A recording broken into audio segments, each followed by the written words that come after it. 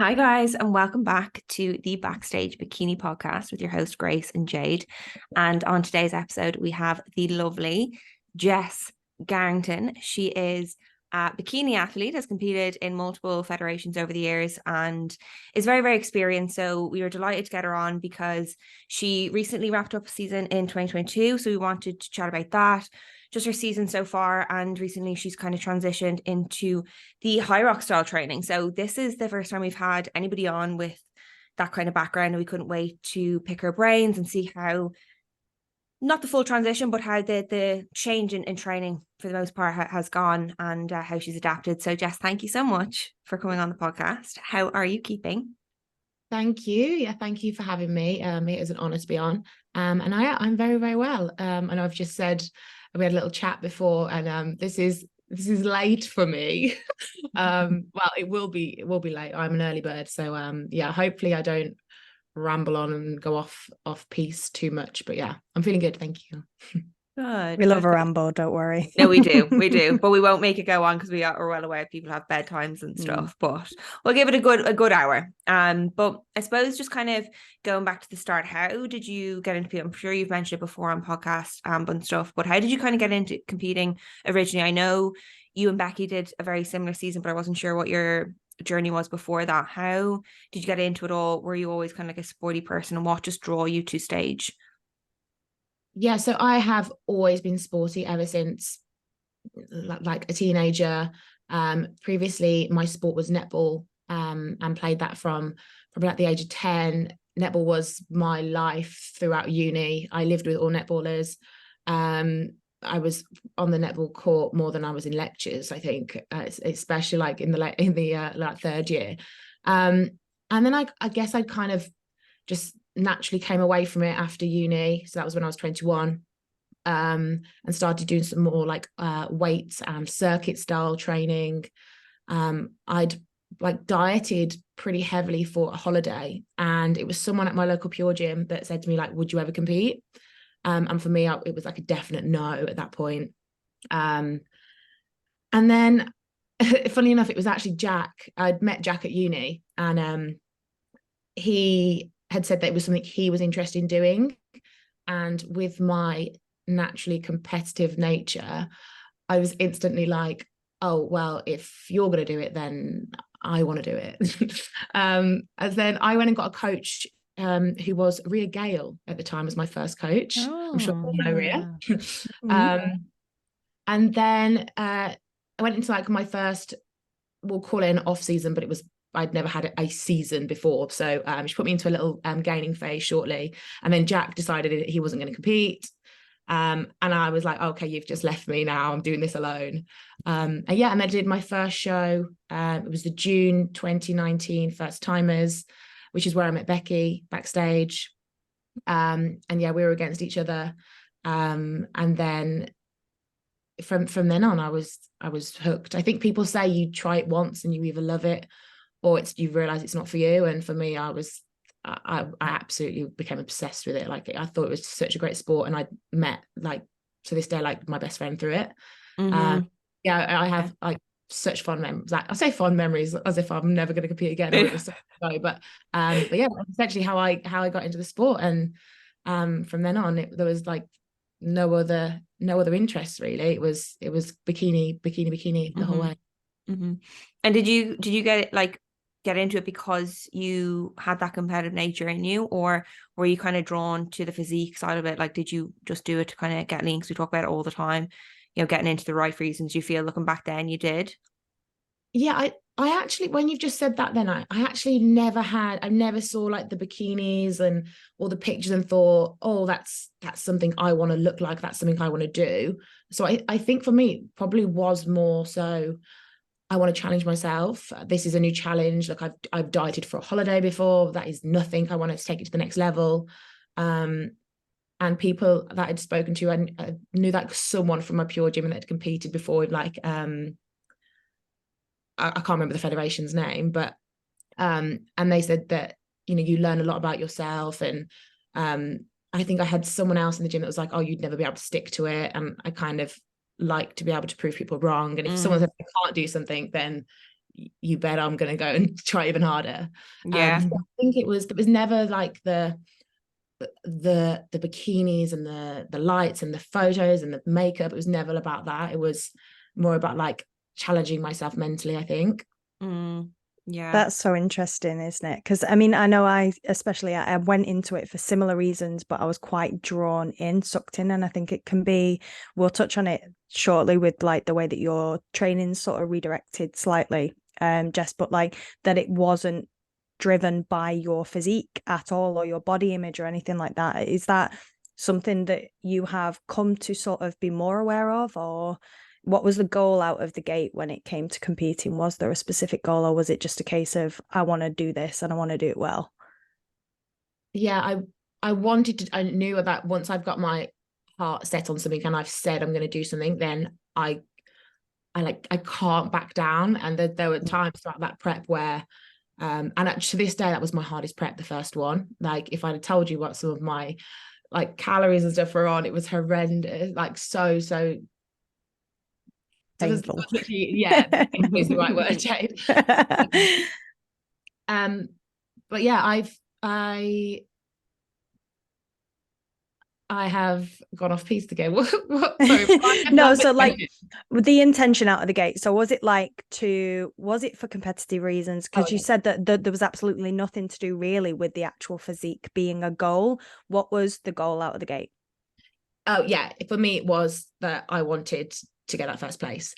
I think naturally from a competitor. And I would say that the majority of people do go out there to win. I met a lot of girls I met so many lovely girls at that first show. I remember them to the day. And I think I have them all on Instagram. And loads of them were just so happy to have got up there and done it and not placed. But for me, that's not why I take part in sports. I do it to win. I think that's come from my childhood, growing up with two older brothers. We're a very competitive family. So for me, it was definitely to get that first place. A woman of my own heart.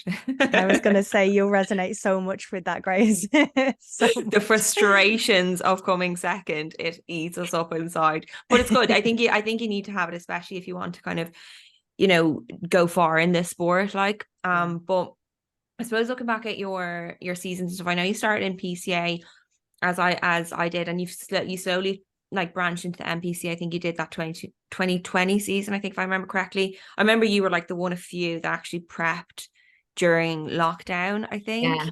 Yeah. And then I remember, because I was working at Cal at the time, and then you started working with Cal. So what kind of made you want to venture out into the NPC from kind of PCA? I think it was part of the naivety of when I first got into it. I knew about PCA. I'd been to a PCA show because they hold a local one in Birmingham. So I'd been to that.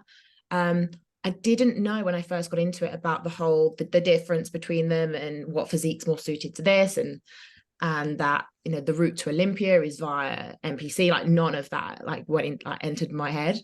But I think obviously as you learn more and more about it throughout my first year, and then I think Cal had spoken to me about shows. I was also prepping throughout that prep in 2021. Yeah, I was prepping. Or was it 2020? 2020 it was. I was prepping alongside Danny Bosworth. I think it was actually Danny was coached by Cal as well. Yeah. We went to the shows together, and we went to Alicante together as well. So I think it was being more in the know, especially from Cal, teaching me about these other shows and these other federations, and also being alongside Danny, who was NPC through and through in that year. So I think that was the route. I mean, I'm not going to sit here and say that my goal was to get to Olympia and to, that and to win my pro card that season. That was absolutely not the case. I just wanted to try NPC. And then my first NPC show I won my class. So I thought, oh, do you know what? Like I've obviously got something that they like. So I decided to continue that season with NPC. You went to Alicante. Did you place in Alicante? No, I didn't. I did the first the first show, and it was like no one was allowed in the audience, just coaches. And then I did a Ben Weeder about 2 weeks after. Then it must have been about a month later, I went to Alicante, and I didn't place in my class. It was for someone that is really competitive. I will also bow down and give a round of applause to girls that I know should beat me. And at that stage, I was completely undermassed, and I knew that. So I will take that lack of placing with grace, because I'm all for being fair. Although I like to win, I can see when it's not deserving. Yeah. I think even still, for your first NPC season as well, like, I remember your physique, it was incredible. You know, like you had it there, and your glutes, like I remember my first NPC show, I don't even think I had a tie-in, you know, the kind of way, and you had like the tie-in that they look for as well. So did you know then, like, when you obviously placed first, when you went abroad, that you wanted to compete again in years to come, and that kind of gave you a little bit of a boost going into your off season? Definitely. And I was so ready for an off season, and I knew I wanted a long off season. I didn't have one between 2019 and competing throughout lockdown.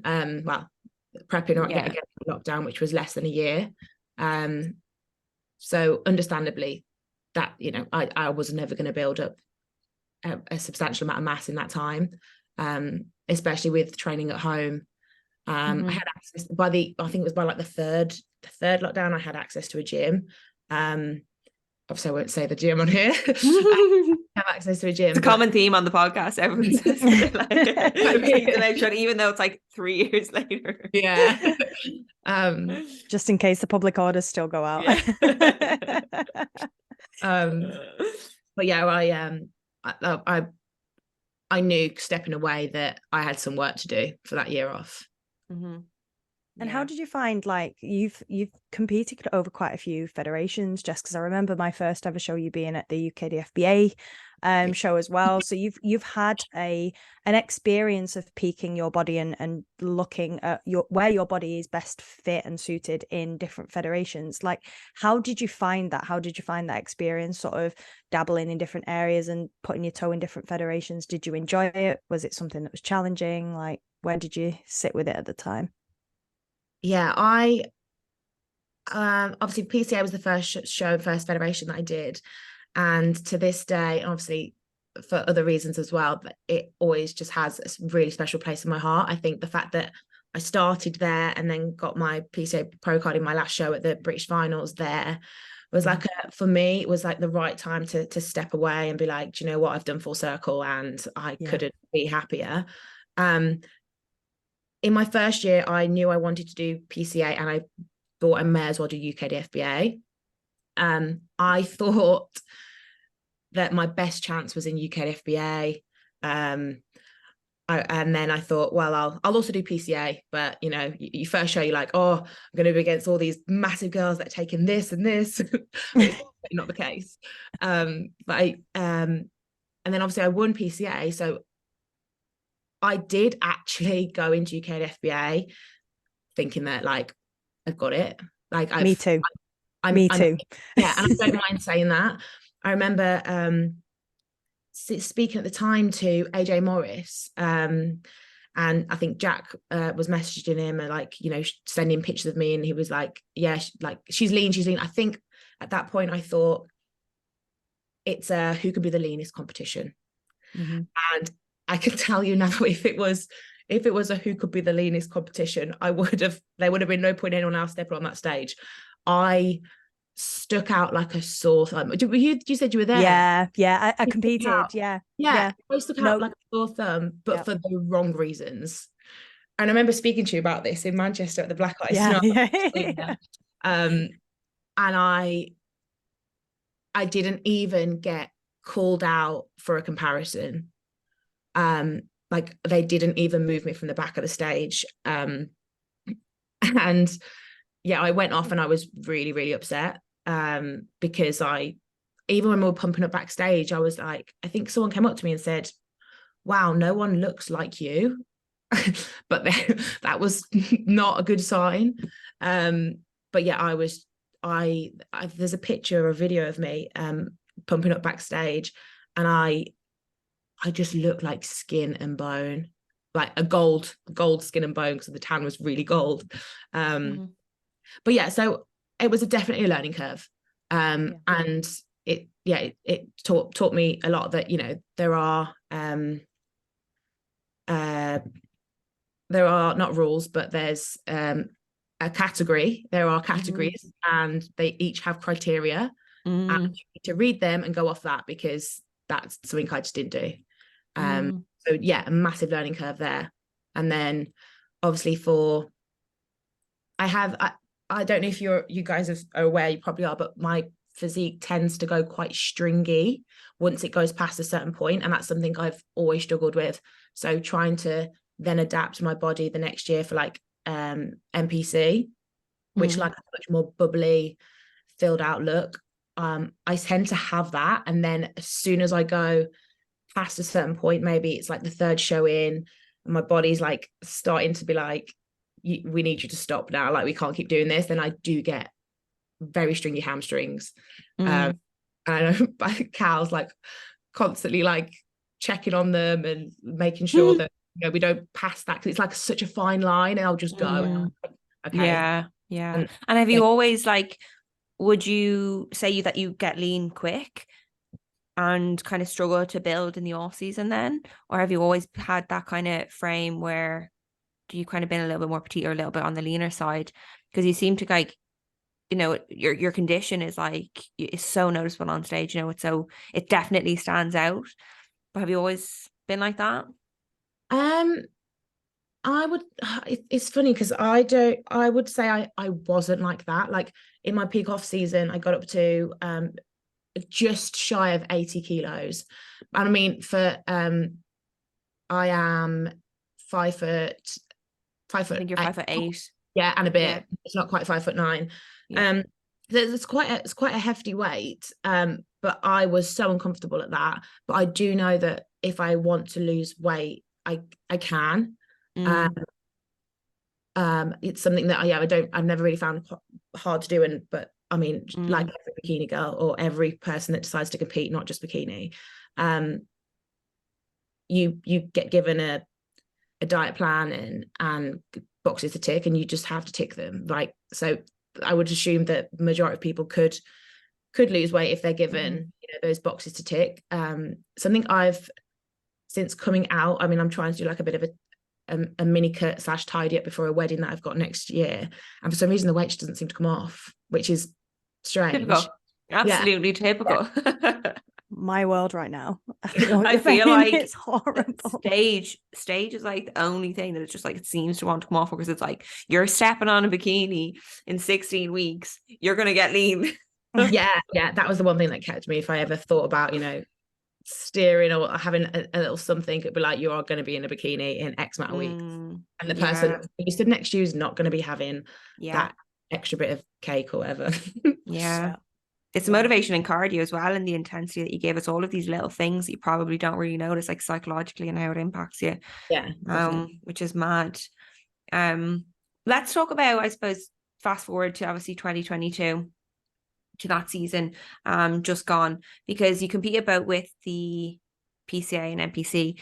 I was absolutely obsessed with your NPC look. I honestly thought it was very like pro potential.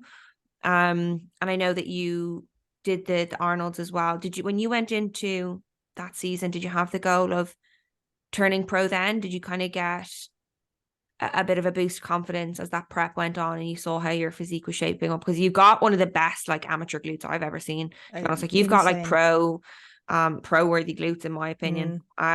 So when I was seeing you, I was like, oh my God, Jess has it. Did you get a bit of a vote of confidence throughout that prep? Did you have it in you? Did you think that you could turn pro?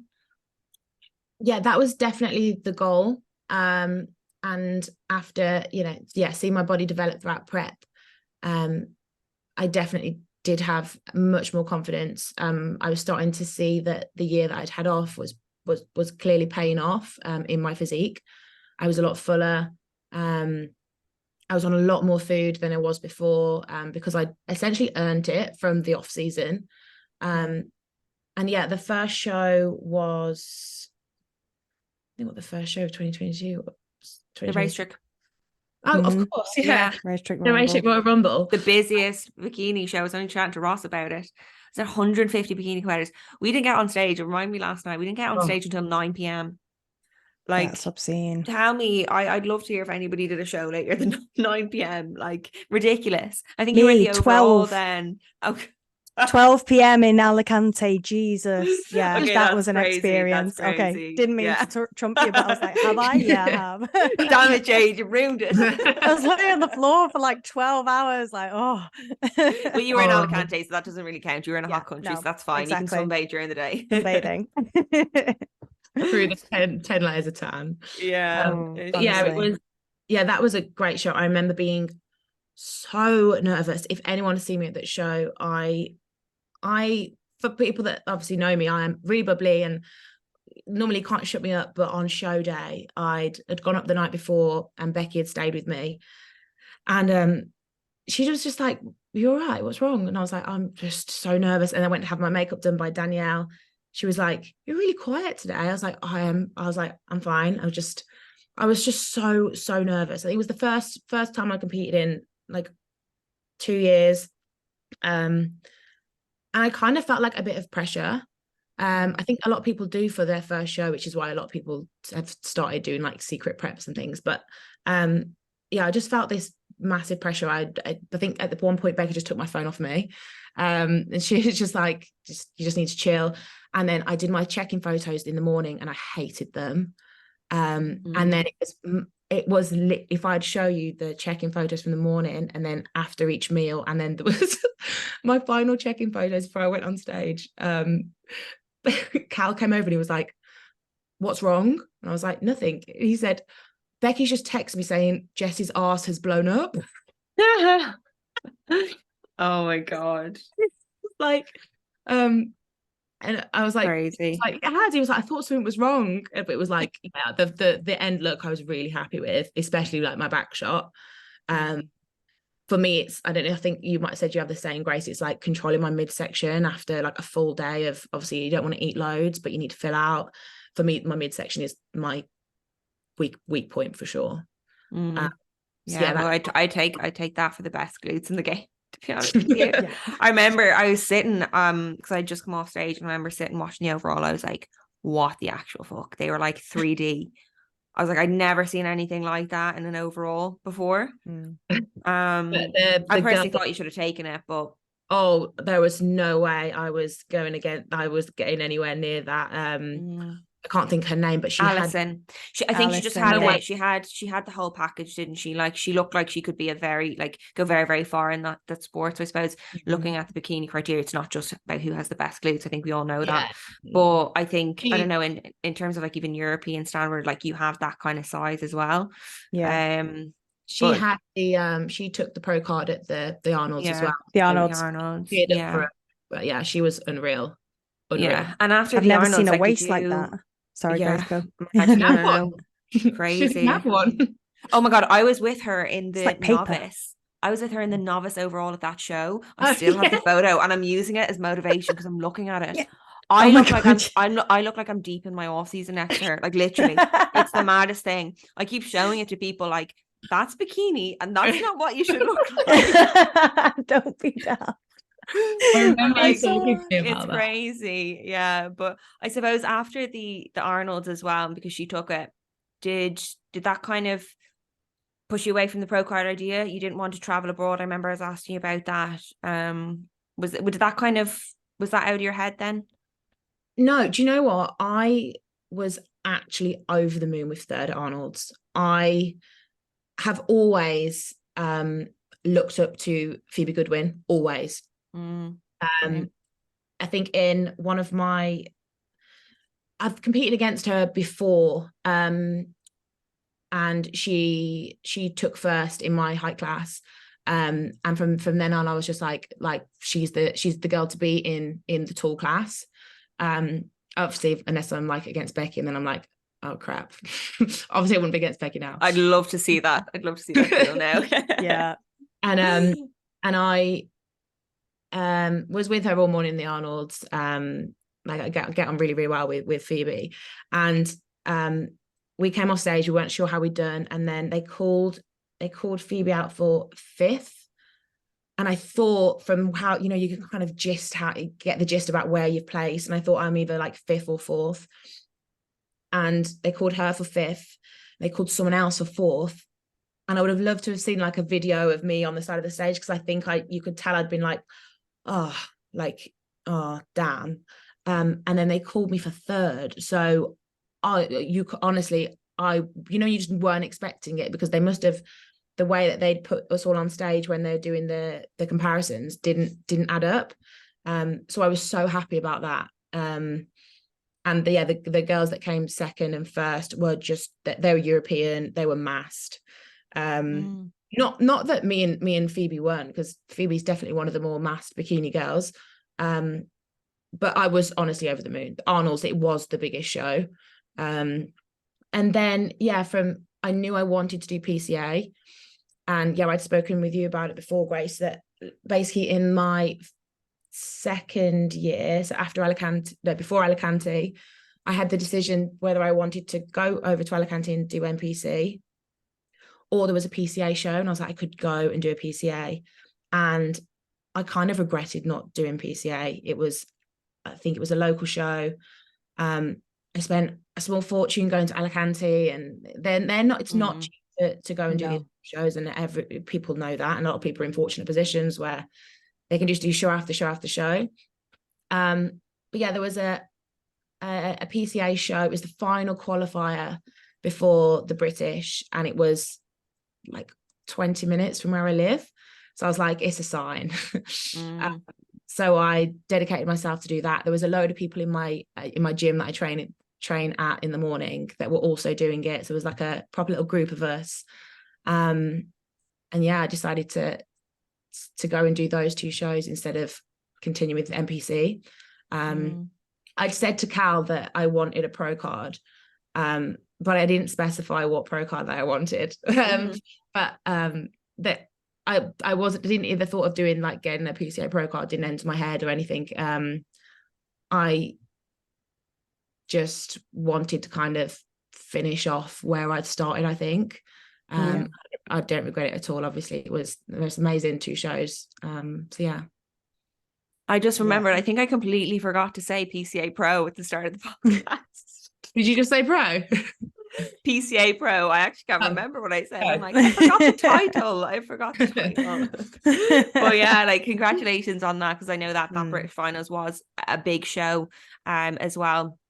But I want to kind of get into the nitty-gritty of things, and I suppose the kind of common struggles that we see with competing as well, because I know you've spoken openly about it, I think, on Jazz's podcast. Yes. About your relationship with food. And I know throughout that period of time when you stepped off stage in 2020, you had your own kind of personal struggles, and I think a lot of people go through the same. Me and Jade talk about it a lot, you know, the kind of the food rules and the anxiety around eating and stuff. But do you want to chat a little bit about what you kind of specifically struggled with back then coming out of that season, and how did you recognize that, okay, right, this is probably not the healthiest way to be thinking, and what kind of pushed you to go to somebody externally as well, if you don't mind chatting about that?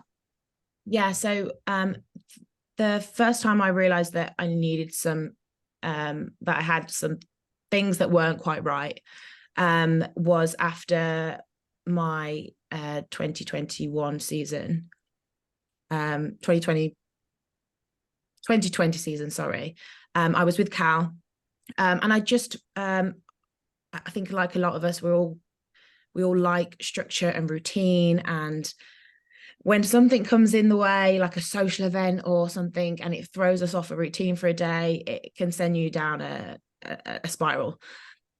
And I was given like off-plan meals, but I would like plan them all week, and then it would come to it on the day, and I'd be like, let's just make, I don't know, like wrap pizzas, or not that you have to go all out on your off-plan meals, but I just found it really, really hard to like let go. I would always track. I'd always make sure I got my steps in. I always make sure I was still ticking every single box, when in reality you don't need to. It's the time to actually relax. And there were certain social events that I would still try and find ways to get out of. So yeah, it got to the point where Cal said that he thought I should go to Amelia Thompson, and recommended that I went to her, and I did. And she taught me some rules that I still do to this day, and some like life lessons essentially. And say, but the reason he told me I need to go to, I advised me to go to Amelia, was because I was like 8 months post show and I hadn't had my cycle return. And I know what you need to do, but I mentally couldn't do that. I didn't want to take time off training. I didn't want to bump my fats up to a ridiculous amount, because to me, I was like, well, I'm just going to gain a load of weight. But she taught me things like I would never train, although I trained very early, I never trained completely fasted. I would always have something in the car, whether that's a couple of saurines or a couple of rice cakes or something like that. Just, she taught me little habits, but they're things that made a massive difference. And do you know what? It worked, because I think I was with her for about 2-3 months and my cycle returned. Wow. Yeah, so it just goes to show it did really, really help. And then I had it literally returned and then was consistent. It wasn't like it returned and then it was a bit it was like came 1 month and not the other. It was consistent, which was madness, because I had from that point, before that I hadn't had a cycle since midway through my very first prep. So it'd been over 2 years, so it was mad. So yeah, it's more just like the letting go of the, Jack used to refer it to as pulling the stick out my arse. Like, you can relax, or I would go the other way and I would relax too much and I would just go all in. There was absolutely no happy medium. I think from taking away the pressures of stage and being in off season, and that season being solely to do with gaining weight, and then being in a prep and that being solely dedicated to losing weight, and now just being in a happy medium. I train hard. I weight train like 3 times a week, and then do like my circuits or Hyrox 3 times a week. I don't track anymore, but like I've tracked for so long, I know what I'm eating. But if I want to have a cookie like before a training session, which is exactly what I did this morning, then I'll have a cookie before a training session. Or if I want to go out for brunch, I'll do that. And I don't like try and track it in my phone and work it all out. So I just feel like I'm in a much healthier place mentally. Good. Yeah, it's a tricky thing, isn't it, to get right, like you said, because you're coming out of show and you know exactly what you need to do to regain your cycle, but psychologically you don't want to gain the weight. And I think you need to take it really, really slow and steady. And eventually, like you said, you equip yourself with all of these tools that when you do prep again, or when you do go through this, you know exactly what you need to do, and you're a little bit more kinder to yourself. Do you find that that's been the case, with your most recent season coming out of it at the end of 2022, like that you kind of just settled a little bit better? Or did you still struggle and it was just a lot less extreme, I suppose?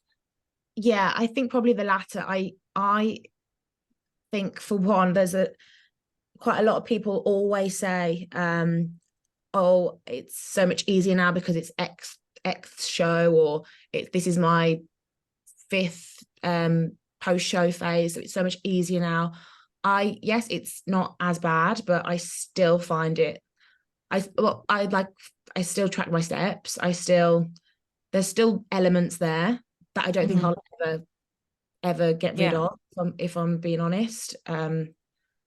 But it's much more like socially acceptable. because previously it wasn't socially acceptable.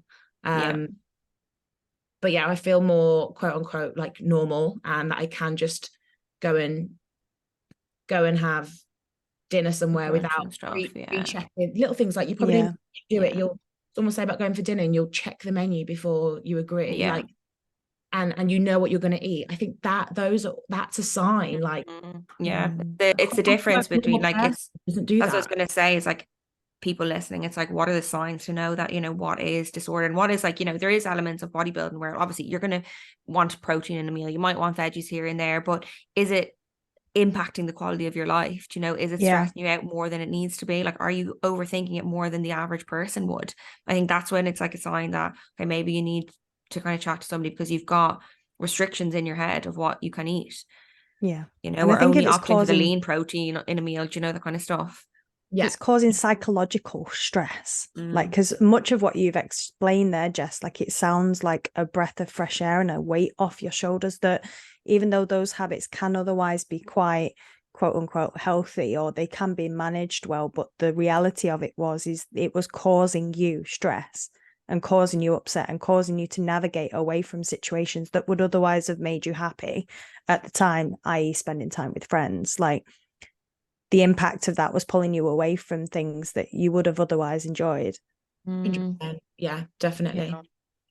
And I suppose going into the would you call it the hybrid? Is it like hybrid training or is it like Hyrox? I always get confused as to what it's is what. The Hyrox is actually it's a race. It's a one thing. It's like a race. Like it's like it's like a marathon. Yeah. But you don't say, are you doing, you'd say like I'm going running to train for a marathon. You kind of do workouts to train for a Hyrox, if that makes sense. I got it. Hyrox but you call it, but you would you consider, you called like a hybrid athlete now? Would that be it, that you kind of do like combination of everything? Yeah, I guess so. I think sometimes I have said that on my Instagram, but it was like as a bit of a joke. But yeah, I guess that is technically what it is, isn't it? It's well, you kind of are, because you're like a one bodybuilder and you're doing the Hyrox thing. So hybrid is like, isn't it like an intertwine of them all? But how did you find switching over to that? Because it was quite soon actually after your season, and that's something that I always kind of admire you for, because it's definitely something I'd love to do in the future. But I just find even just coming out of shows that switching that focus, I would just find very, very difficult, and especially with the food side of things. I think that maybe comes down to being a bodybuilder and wanting to be able to kind of control everything, and that would just cause me a little bit more stress. How did you find that kind of switch, and did you struggle with your body image at that point in time, or did it actually improve your body image?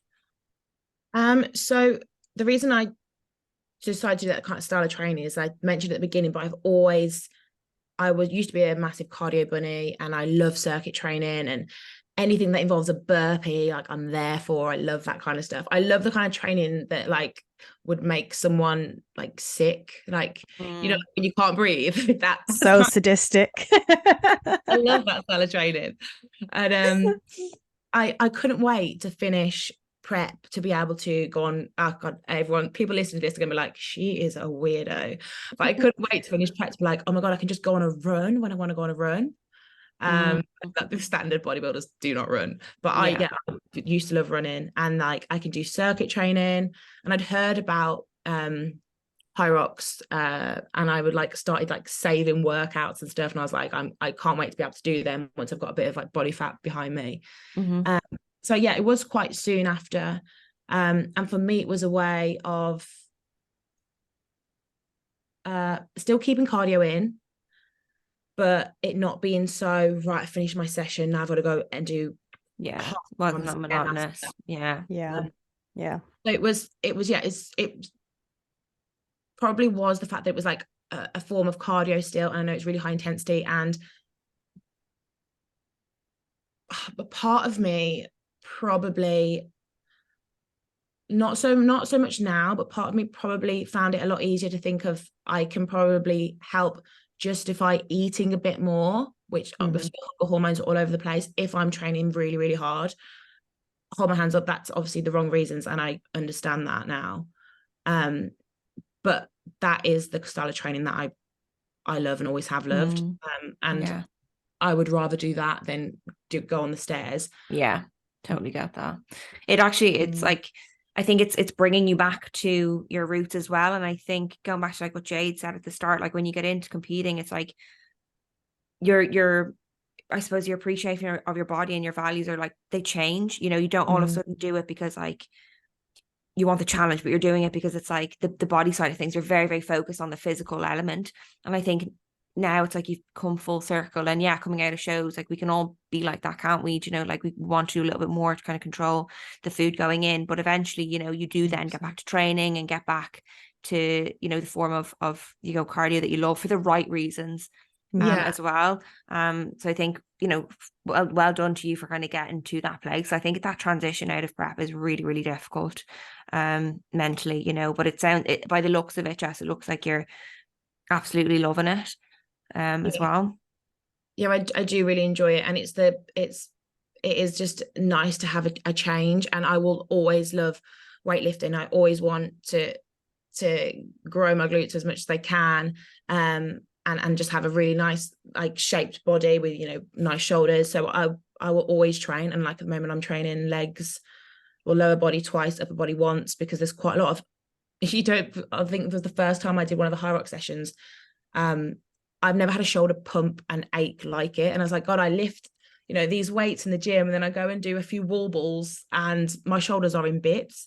But it's just, I think it's just a good way for like overall fitness. And also I always call like preps fake fitness, because it's like a fake fitness, isn't it? You can go on the Stairmaster for an hour a day, but I ask you to like run up a hill or do 10 burpees, and like everyone, like, you're just absolutely puffing out of breath. It's just not functional at all. No, it's like, not. No.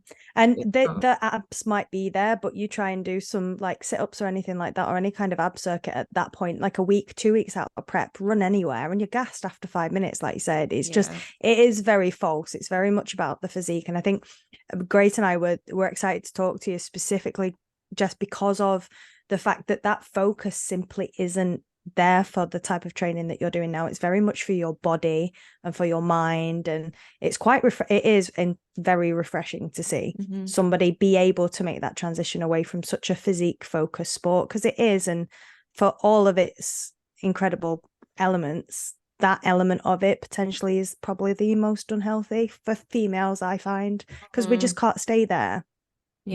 And I'll say that since doing that, I can't really tell you the last time I weighed myself. I just literally, I mean, like I said, at the moment, I'm trying to, well, I say I'm trying to lose weight. I'm just basically not snacking on as many sweets as I was previously, which I said, I was like, if I just take away having sweets every day, I'll lose about 3 kilos. That'll be fine for me. or half the kilo a cup a day. But yeah, it is nice to just not check yourself in the mirror all the time, and like it's that stage you wake up every morning and you automatically like touch your midsection, and I'm just I feel like I'm totally training now for enjoyment. Like I've gone back to, you know, if I'm stressed or whatever, I'll just be like, I'm gonna go on a run, or if the sun's shining, I'll be like, do you know what, actually, rather than I'm just gonna go on a run. And like it's just, I feel like I'm doing it for so much more enjoyment now, because would you say you get, sorry to interrupt, would you say you get more kind of enjoyment and endorphins out of this style of training than you ever did from bodybuilding? Someone's asked me that before, and I was saying no, it's just different and refreshing at the moment. There's a few people that you might have seen on social media and that have came out of bodybuilding and went balls to the walls with this Hyrox style of training, and I'm pretty sure now they've all sacked it off and gone back to bodybuilding. But I think the fact that I haven't done that and I've kept both fairly consistent means that I'm enjoying both of them like heavily. And you know, if I go into the gym, I think I went in on Monday, I'd been at a hen do over the weekend, so I was really tired, and I was like, oh, do you know what, there's no way I can gear myself up to do like a big circuit Hyrox style session, so I'm going to do an upper body session. So it's just going in, and like there's no logbook or anything anymore, like there's I get that, but it shows that a part of you still loves and appreciate bodybuilding, like Oh, I said, 100%. that you're doing it, Yeah. you're doing it for the right reasons. Mm. And I think, like I said, if you were to throw yourself into one style of training, like you'd probably miss elements of still being a bodybuilder as well. And ultimately, you know, we all have that in us. We all kind of want, like at the end of the day, there's nothing wrong with still wanting to grow your glutes and have physique based goals. And I think a lot of the time when people make that switch, it's like, okay, or, you know, you chat to the Amelia Thompsons or whatever, because I worked with Becca, but it's like, they draw you so far away from kind of bodybuilding and physique. And I'm like, no, it's actually perfectly okay to still have a little bit of that. I don't think there's anything wrong with still wanting a little bit of a physique outcome, or just being a little bit tighter, or wanting to diet, like you said, and pulling back. Like that doesn't necessarily mean that your relationship with food has gone downhill, you know, but that you're able to still appreciate both and what they do for you, and be able to dip your toes into each. And like you said, be able to track your steps, but not be too hard on yourself with it. You know, maybe track a meal out if you want to tidy up your diet or not, you know, that you're able to still dip your toes into bodybuilding. And that's something that I found when I worked with Becca as well, is that she very much pushed me to not be like that. And I found that really, really difficult, because I couldn't be just the complete opposite of what I was. I think you still need to, especially if you never want to compete again, that's fine. But I think you need to like slowly almost wean yourself off that, you know, like you're doing. You know, if you never compete again, that's fine. But you slowly took elements of bodybuilding still. You still train, you still do this, that, and the other, but that's what you want to do at that point in time. I don't think anybody should say, no, you can't, you shouldn't do that. Does that make sense? Am I babbling on here? No, it does. And I think that makes sense, because I knew when I stepped off stage in 2022 that I would not be competing this year, and I knew I wouldn't be competing next year, because I have my best friend's wedding in France. We'll be in July next month, and I don't want to. I look like a normal female in a dress. Do you know what I mean? I don't want to stick out like a sore thumb. I want to look normal. Yeah. And then next year is my own wedding. So I knew there and then, like at least 2 years I won't be competing. And I think moving, like slowly starting to move away from the bodybuilding style of training was purely because I don't need to push my weight in an off season. Like there is no point me doing that, because I'm only going to want to lose it for the weddings. But then, well, what do? You can't just come out of prep slowly and just stay. That for me, I need some kind of purpose and point in my training, which is why I decided to go to the Hyrox style, because I can do races and it gives me a purpose to stay fit. Yeah. And I think you covered something on Instagram as well that really clicked with me, Jess, as well, about the identity sort of crisis, like pinning your entire being. And I've very much struggled with it. Like I've been quite open about it. Pinning your entire being on one thing, or one way of living, or one experience, or how you identify with that. The minute you have to pull yourself away for whatever reason, in your circumstances you were very aware of what was going to happen over the next 2 years. Mine's been very much like, oh crap, okay, I can't do this anymore, I need to be over here. So it's pulled me without me sort of preparing myself for it. So to anyone who's listening, whoever finds themselves in that situation, what would be your advice in that situation in terms of identifying or pinning your identity in one place? Yeah, I'm glad you raised that, because it's something I feel really passionate about. And I brought this up with Jazz on her podcast when she asked what makes you not just a bikini girl. And I was like, well, a lot of things, because I'm not just a bikini girl. And I think everyone, no matter if you are just starting up in bodybuilding or if you are an Olympian, I don't think you should classify as one thing. We are all so much more than one thing. You know, even just us here, you're all daughters. I'm like, do you know what I mean? You're a friend. And I just think it's, without sounding morbid or anything could happen. Like we could all lose our legs tomorrow. Something could happen, and you're not going to be if you just refer to yourself as Jade the bikini girl, or Grace the bikini girl, and then tomorrow something happens and you can't compete again, then you would massively anyone would struggle with their identity. I think the same, you know, you could look at it from anything. Like if someone classifies themselves as a doctor and they're solely a doctor, and something happens and they can't work, then yeah, I know. person, like it's not just us in this sport. It can that works for everyone. I just think that we are so much more than just one thing. Yeah. I think that's why so many people then struggle post-show to make a decision on what they want to do, because ultimately there's that, like we spoke about it before, that pressure to step on stage again. And people look at you online, they only see your Instagram, it's like, oh, she's a bikini girl. And then they see you, okay, I might try a Hyrox class or whatever you call it, or dibble my toes into that, and ultimately that's you now. And like I said before, like, are you not doing bikini anymore? Yeah, are you like, not competing anymore? Yeah, sure I am. You don't have to. I just like that. Yeah, you don't have to identify as one thing. And I'd love to kind of get into things. I'd love to try a bit of yoga, but somebody would be like, oh, she's not competing anymore. And I think even now, because with me, I'm like, I don't know when I'm going to step on stage anymore. And there's like elements of fitness that I want to dip my toes into. And I've been struggling to kind of just step away from that identity. And I think you've done it very, very well, that you've been able to do both and successfully do both. And not let that kind of pressure get to you all that much, that you've had to make a decision almost. Yeah. You know? Yeah. And I anyone that's asked me, then I'm pretty open in the fact that I'm never going to compete again. I just know over the next 2 years, it's just not going to happen. There are things that I prioritize above competing. One being my own wedding. And you know what? I just wanted to enjoy things like cake sampling. And it's little things like that you don't even think about. And it's like, you can't do that.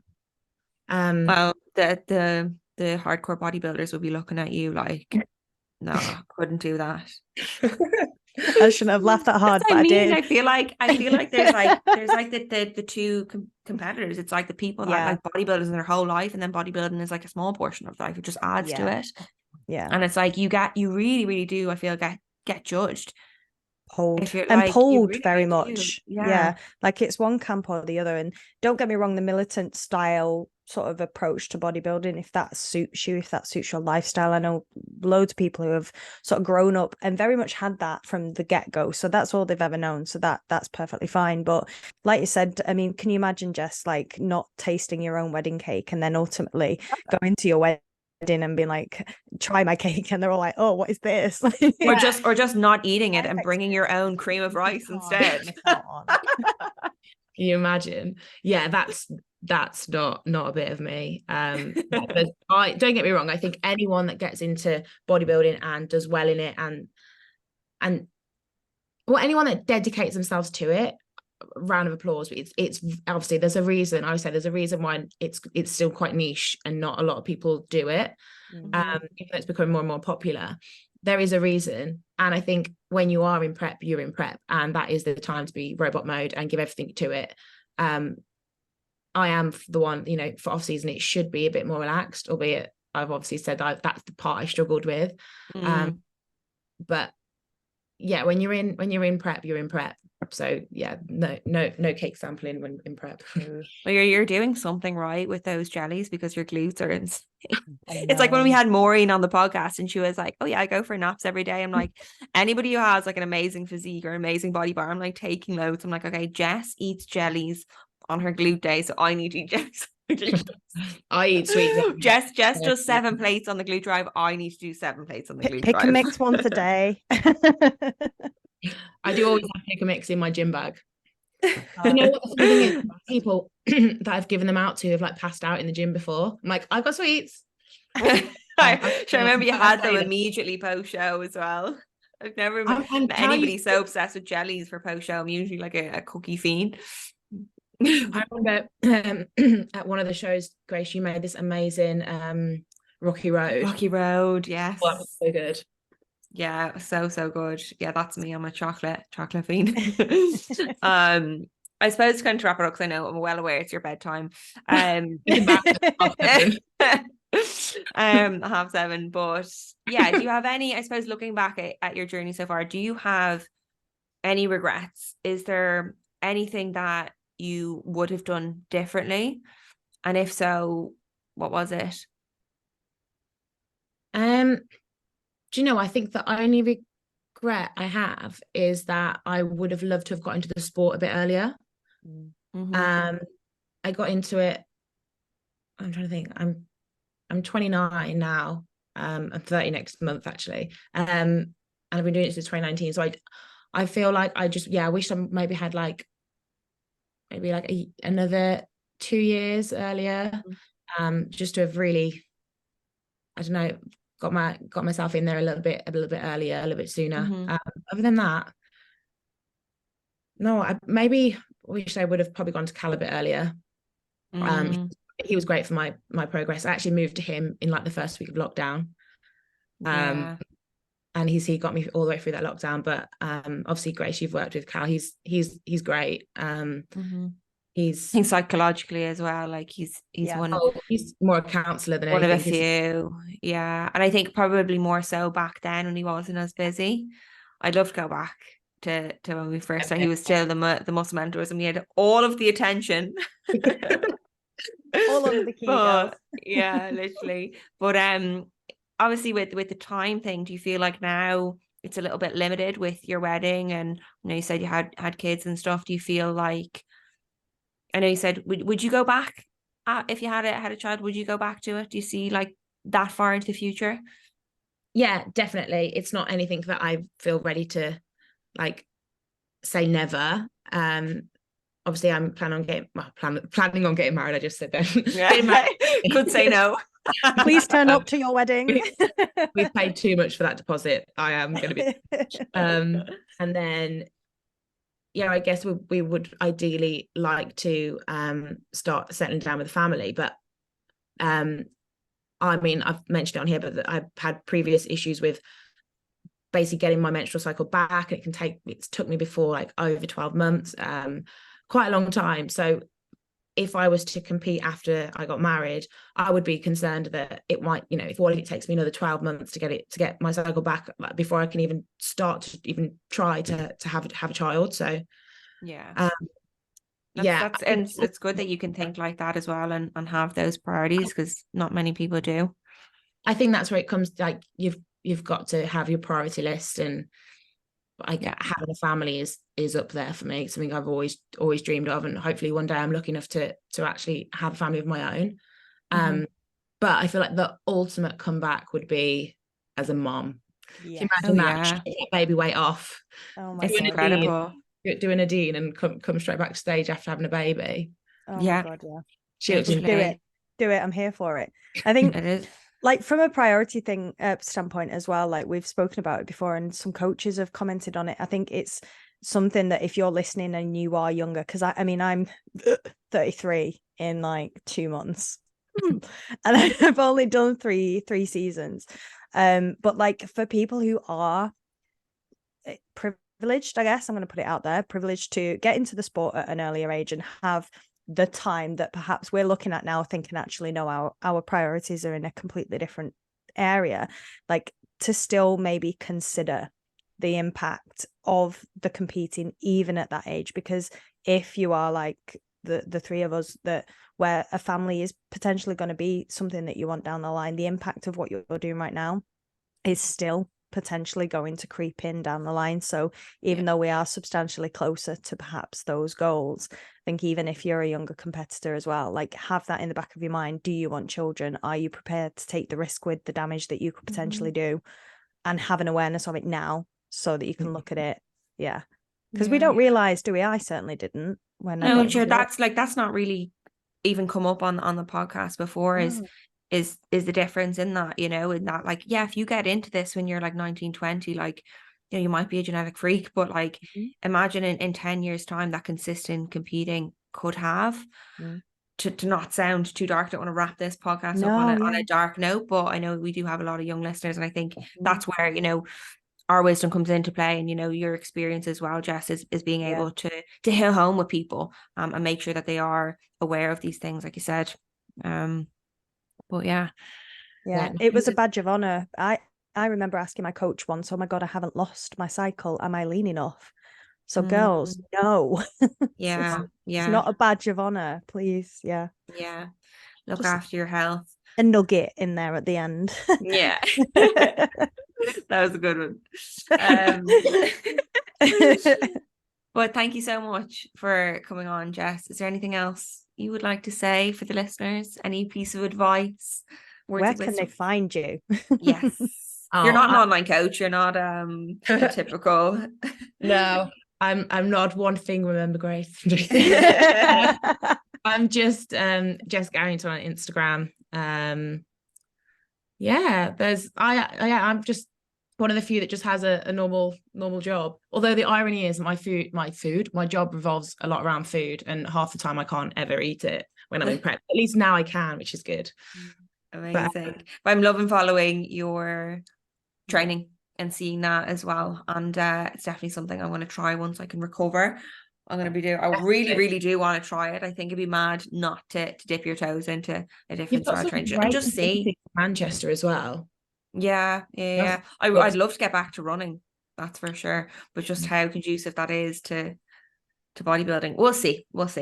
I'll cheer you on because I won't be doing any of that. The Backstage Bikini podcast is now the Hyrox podcast. And the Jade cheerleading podcast. Oh, love it. All right. Thank you so much for coming on, Jess. We'll speak to you soon. Thank you for having me. Bye.